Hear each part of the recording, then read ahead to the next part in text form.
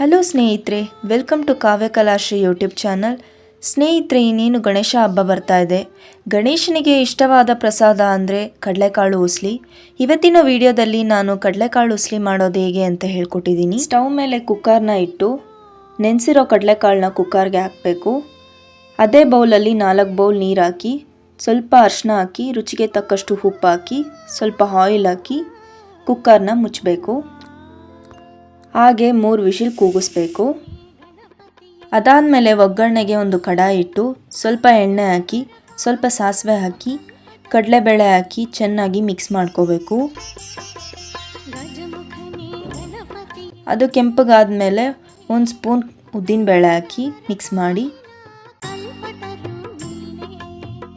ಸ್ವಲ್ಪ ಹಸಿಮೆಣಸಿನ್ಕಾಯಿ ಕರಿಬೇವು ಹಾಕಿ ಬೇಯಿಸಿರೋ ಕಡಲೆಕಾಳನ್ನ ಕಡಾಯಿಗೆ ಹಾಕಿ ಮಿಕ್ಸ್ ಮಾಡ್ಕೋಬೇಕು. ಸ್ವಲ್ಪ ಕಾಯಿ ತುರಿ ಹಾಕಿ ಮಿಕ್ಸ್ ಮಾಡಿ. ಆಲ್ರೆಡಿ ನಾವು ಕುಕ್ಕರಲ್ಲಿ ಸಾಲ್ಟ್ ಹಾಕಿರ್ತೀವಿ, ಬೇಕಾದರೆ 1/4 ಸ್ಪೂನ್ ಸಾಲ್ಟ್ ಹಾಕೋಬೋದು.